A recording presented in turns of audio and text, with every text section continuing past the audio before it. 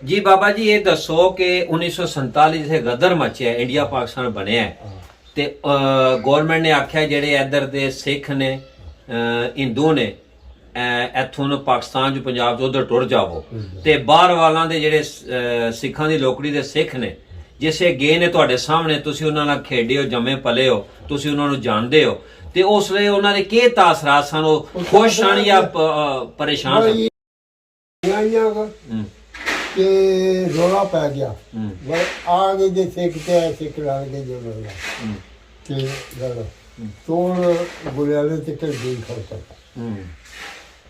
वो टूर के कर अच्छा सिख खुश सन उत्थे जेडे बाहर वाले तो गए ने नस गए अच्छा खुशी नाल ਤੁਹਾਡੇ ਕੋਲੇ ਕੋਈ ਆਏ ਨੇ ਕਹਿੰਦੇ ਨੇ ਸਾਨੂੰ ਇੱਥੇ ਰੱਖ ਲਓ ਅਸੀਂ ਨਹੀਂ ਜਾਣਾ ਕੋਈ ਉਹ ਤੇ ਫਿਰ ਪਿੱਛੋਂ ਆਏ ਨਾ ਜਿਹੜੇ ਜਿਹਨਾਂ ਰਹਿਣਾ ਹਨ ਹਾਂ ਉਹ ਨਹੀਂ ਉੱਜੇ ਗਏ ਹਾਂ ਉਹ ਡੇਰਿਆਂ ਦੇ ਟੁਰ ਗਏ ਤੁਹਾਡੇ ਕੋਲੇ ਕੋਈ ਆਇਆ ਤੁਹਾਡੇ ਕੋਲ ਹਾਂ ਉੱਥੇ ਆਏ ਨੇ ਕਿਹੜਾ ਕਿਹੜਾ ਸਿੱਖੜਾ ਆਇਆ ਹੈ ਤੁਹਾਡੇ ਬਜ਼ੁਰਗਾਂ ਕੋਲੇ ਇਸੀ ਜਿਹਨਾਂ ਹਰੇ ਕਿ ਹਾਂ ਕਿ ਉਹ ਆਏ ਨੇ ਜਿਸ ਵੇਲੇ ਕਿ ਬਾਬੇ ਮੂੰਹ ਨੇ ਤੇ ਮੇਰੇ ਬਾਪ ਨੇ ਕਿਹਾ ਬੇਟੇ ਸਕੂਲ ਜਾ ਤੂੰ ਮਾਸ਼ਾ ਅੱਲਾਹ ਸਾਡਾ ਦੋਨ ਕੋਈ ਤੁਹਾਡੇ ਬਜ਼ੁਰਗਾਂ ਦਾ ਕੀ ਨਾਮ ਸੀ ਮੇਰੇ ਬਜ਼ੁਰਗ ਦਾ ਨਾਮ ਤਾਂ ਕਿ ਬਾਬਾ ਮੂੰਹ ਹੁੰਦਾ ਹੈ ਅੱਛਾ ਉਹ ਦੋਏ ਹਾਂ ਅੱਛਾ ਉਹਨਾਂ ਨੇ ਆਖਿਆ ਵੀ ਤੁਸੀਂ ਟੁਰ ਜਾਓ ਤੇ ਇੱਥੇ ਤੋਂ ਕਿਸੇ ਨੇ ਮਾਰ ਦਿੱਤਾ ਅੱਛਾ ਅੱਛਾ ਅੱਛਾ ਉਹ ਜਿਹੜੇ ਸਿੱਖੜੇ ਤੁਹਾਡੇ ਕੋਲ ਦੋ ਚਾਰ ਆਏ ਨੇ ਉਹ ਜਾਣਾ ਨਹੀਂ ਹੈ ਚਾਹੁੰਦੇ ਉਹ ਨਹੀਂ ਜਾਣਾ ਚਾਹੁੰਦੇ ਅੱਛਾ ਅੱਛਾ ਉਹ ਕੀ ਆਦੇ ਵੀ ਅਸੀਂ ਇੱਥੇ ਰਹਿੰਦੇ ਆ ਉਹ ਆਦੇ ਨੇ ਅਸੀਂ ਰਹਿਣੇ ਇੱਥੇ ਹੀ ਮਰਨਾ ਸਾਰੇ ਨਹੀਂ ਜਾਣਾ ਕੀ ਬਾਬੂ ਨੂੰ ਨੇ ਆਖਿਆ ਨਾ ਟੁਰ ਜਾਓ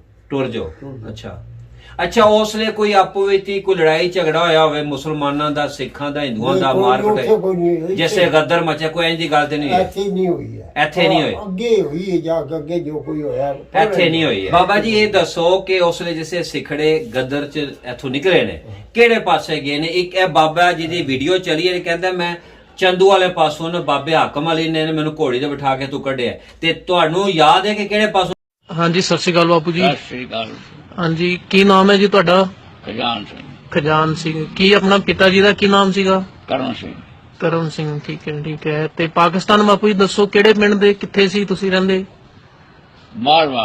ਬਾਹਰਵਾਲ ਪਿੰਡ ਸੀ ਹਾਂਜੀ ਬਾਹਰਵਾਲ ਠੀਕ ਹੈ ਤੇ ਕੀ ਪਿੰਡ ਦੇ ਕੀ ਆਪਣਾ ਲਾਲਾ ਮੂਸਾ ਨੇੜੇ ਸੀ ਜੰਕਸ਼ਨ ਸੀ ਅੱਛਾ ਨਾਲਾ ਸ਼ਹਿਰ ਵਿੱਚ ਮੰਡੀ ਸੀ ਅੱਛਾ ਠੀਕ ਹੈ ਔਰ ਪਿੰਡ ਦੀਆਂ ਤੁਹਾਡੇ ਘਰ ਦੀਆਂ ਕੀ ਕੁਝ ਨਿਸ਼ਾਨੀਆਂ ਕੁਝ ਪੁਰਾਣੀਆਂ ਸਾਡੇ ਘਰ ਦੇ ਨੇੜੇ ਖੂਹ ਸੀ ਪਿੱਪਲ ਸੀ ਬੜਾ ਵੱਡਾ ਅੱਛਾ ਛੱਪੜ ਸੀ ਠੀਕ ਹੈ ਛੱਪੜ ਸਾਡੇ ਬੂਹੇ ਦੇ ਅੱਗੇ ਸੀ ਅੱਛਾ ਦਰਵਾਜ਼ੇ ਨਾਲ ਹੀ ਸੀ ਮੂਹਰੇ ਹਾਂ ਠੀਕ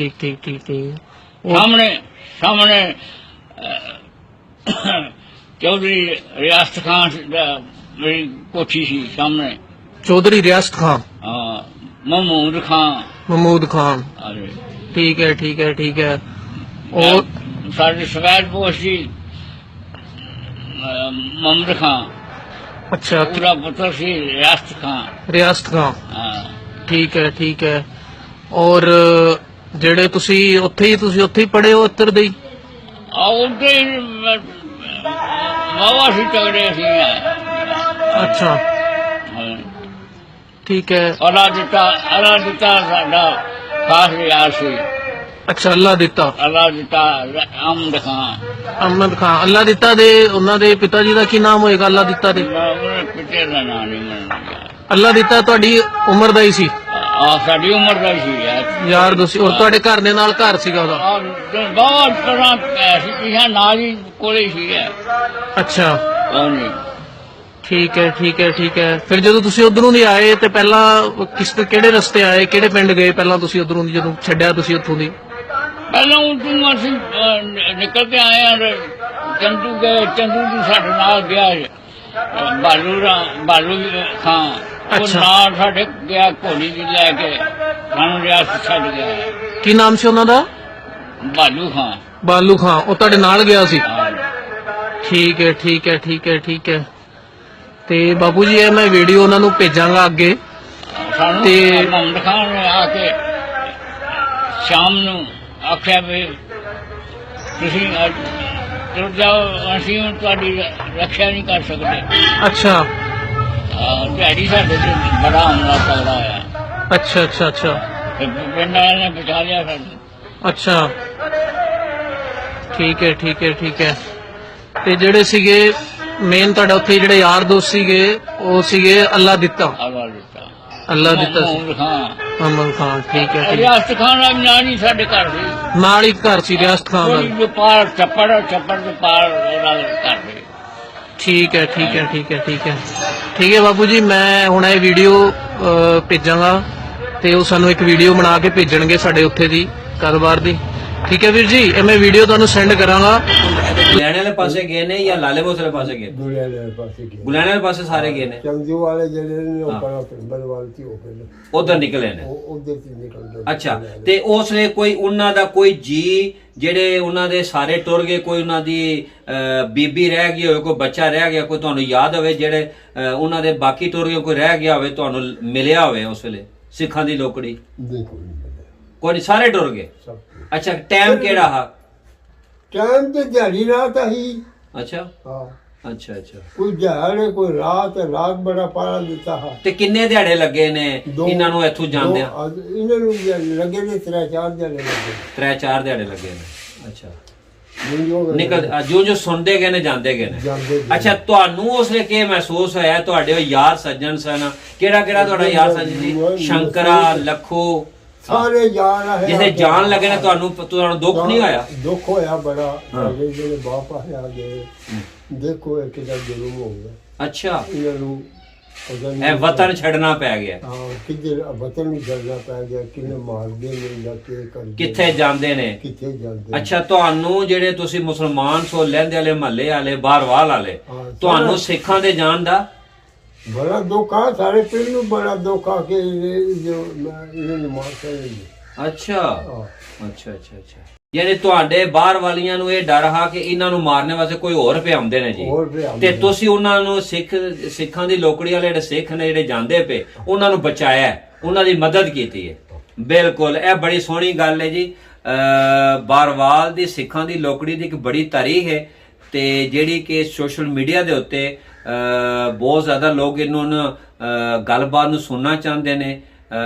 ਸਿੱਖਾਂ ਦੀ ਲੋਕੜੀ ਦਾ ਨਕਸ਼ਾ ਤੇ ਉਹ ਉਸ ਵਕਤ ਦੇ ਰਹਿਣ ਵਾਲੇ ਜਿਹੜੇ ਲੋਕ ਨੇ ਮੁਸਲਮਾਨ ਤੇ ਜਾਂ ਸਿੱਖ ਜਾਂ ਹਿੰਦੂ, ਉਹਨਾਂ ਦੀ ਗੱਲਬਾਤ ਸੁਣਨਾ ਚਾਹੁੰਦੇ ਨੇ ਤੇ ਅਸੀਂ ਵੀ ਇਹ ਵੀਡੀਓ ਬਣਾਉਣ ਦੀ ਕੋਸ਼ਿਸ਼ ਕਰ ਰਹੇ ਹਾਂ। ਅਲਤਾਫ ਹੁਸੈਨ ਯਾਦ ਦੇ YouTube ਚੈਨਲ ਤੇ ਇਹਨੂੰ ਜ਼ਿਆਦਾ ਤੋਂ ਜ਼ਿਆਦਾ ਸਬਸਕ੍ਰਾਈਬ ਕਰੋ, ਕਮੈਂਟ ਕਰੋ ਤੇ ਜਿੱਥੇ ਜਿੱਥੇ ਉਸ ਵਕਤ ਦੇ ਲੋਕ ਸਿੱਖ ਬਰਾਦਰੀ ਦੇ ਬਾਰਵਾਲ ਦੇ ਮੁਤਲਕ ਕੋਈ ਗੱਲਬਾਤ ਕਰਨਾ ਚਾਹੁੰਦੇ ਨੇ, ਵੀਡੀਓ ਬਣਾ ਕੇ ਭੇਜੋ। ਅਸੀਂ ਉਹਦੇ ਜਵਾਬ 'ਚ ਵੀਡੀਓ ਬਣਾਵਾਂਗੇ ਤਾਂ ਕਿ ਤਾਰੀਖੀ ਮਾਲੂਮਾਤ ਇੱਕ ਦੂਜੇ ਤੱਕ ਪਹੁੰਚੇ ਤੇ ਅਸੀਂ ਇੱਕ ਦੂਜੇ ਦੀ ਤਾਰੀਖੀ ਗੱਲਾਂ ਰਿਕਾਰਡ ਕਰੀਏ।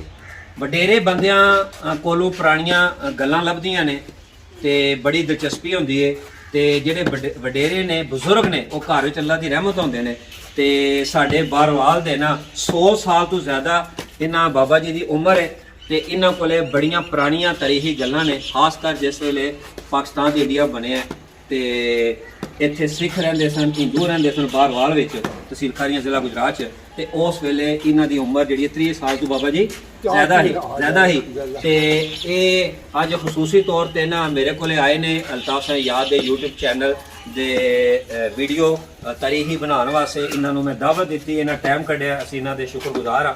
ਤੇ ਬਾਬਾ ਜੀ ਨੇ ਨਾ ਸਿੱਖਾਂ ਦੀ ਲੋਕੜੀ ਦੇ ਮੁਤਲਕ ਸਾਡੇ ਨਾਲ ਗੱਲਬਾਤ ਕੀਤੀ ਹੈ ਤੇ ਆਪਣੀਆਂ ਯਾਦਾਂ ਤਾਜ਼ਾ ਕੀਤੀਆਂ ਨੇ। ਤੇ ਜਿਹੜੇ ਬਾਹਰਵਾਲ ਦਾ ਸਕੂਲ, ਪੁਰਾਣੀਆਂ ਗਲੀਆਂ, ਗੁਰਦੁਆਰਾ ਤੇ ਜਿਹੜਾ ਹਿੰਦੂ ਰਹਿੰਦੇ ਸਨ, ਖੱਤਰੀ ਰਹਿੰਦੇ ਸਨ, ਉਹਨਾਂ ਦੀਆਂ ਦੁਕਾਨਾਂ, ਉਹਨਾਂ ਦੇ ਮੁਤਲਕ ਵੀ ਅਸੀਂ ਨਾ ਝਾਈਆਂ ਸੀ ਵੀਡੀਓ ਬਣਾਵਾਂਗੇ। ਤੇ ਇਹ ਇਹਨਾਂ ਦੀ ਬੜੀ ਮਿਹਰਬਾਨੀ ਹੈ। ਵੇਖ ਲਓ ਜ਼ੈਫੁਲ ਉਮਰ ਨੇ ਤੇ ਲੇਕਿਨ ਇਹਨਾਂ ਗੱਲਾਂ ਜਿਹੜੀਆਂ ਸਾਨੂੰ ਦੱਸੀਆਂ ਨੇ ਤੇ ਰੌਫ ਮੁਗਲ ਸਾਹਿਬ ਜੀ, ਪੁਰਾਣੇ ਬੰਦਿਆਂ ਦੀ ਬੜੀ ਮਿਹਰਬਾਨੀ ਹੈ ਜੀ। ਇਹਨਾਂ ਕੋਲ ਬੜੀ ਤਾਰੀਖੀ ਗੱਲਾਂ ਨੇ ਤੇ ਅਸੀਂ ਇਸ ਵਾਸਤੇ ਆਪਣੇ ਇਲਾਕੇ ਦੀ ਮਾਲੂਮਾਤ ਇਹਨਾਂ ਕੋਲੋਂ ਪੁੱਛ ਕੇ ਤੇ ਸ਼ੇਅਰ ਕਰ ਰਹੇ ਹਾਂ ਤਾਂ ਕਿ ਲੋਕ ਜ਼ਿਆਦਾ ਵੇਖਣ। ਨੌਜਵਾਨਾਂ ਨੂੰ ਵਡੇਰਿਆਂ ਦੀ ਖਿਦਮਤ ਕਰਨੀ ਚਾਹੀਦੀ ਹੈ ਤੇ ਖਾਸ ਕਰ ਜਿਹੜੇ ਵਡੇਰੇ ਬੁਢਾਪੇ ਵਿੱਚ ਜਿਹੜੇ ਜ਼ੈਫੁਲ ਉਮਰ ਹੁੰਦੇ ਨੇ ਉਹਨਾਂ ਦੀ ਤਾਬਿਆਦਾਰੀ ਖਿਦਮਤ ਕਰਨਾ ਅੱਲਾ ਖੁਸ਼ ਹੁੰਦਾ ਹੈ। ਤੇ ਵਡੇਰਿਆਂ ਕੋਲੇ ਪੁਰਾਣੀਆਂ ਗੱਲਾਂ ਹੁੰਦੀਆਂ ਨੇ ਤੇ ਅਸੀਂ ਇਹਨਾਂ ਦੇ ਸ਼ੁਕਰਗੁਜ਼ਾਰ ਹਾਂ। ਤੇ ਨਈ ਨਸਲ ਨੂੰ ਆਪਣੀ ਤਾਰੀਖ ਤੋਂ ਜਿਹੜਾ ਨਾ ਆਗਾਹ ਕਰਨੇ ਵਾਸਤੇ ਖਾਸ ਕਰ ਬਾਹਰਵਾਲ ਦੇ ਇਲਾਕੇ ਦੀ ਪੁਰਾਣੀ ਤਾਰੀਖ ਤੋਂ ਆਗਾਹ ਕਰਨੇ ਵਾਸਤੇ ਬਾਬਾ ਮੁਹੰਮਦ ਬਸ਼ੀਰ ਸਾਹਿਬ ਨੇ ਸਾਡੇ ਚੈਨਲ ਵਾਸਤੇ ਟਾਈਮ ਦਿੱਤਾ ਹੈ।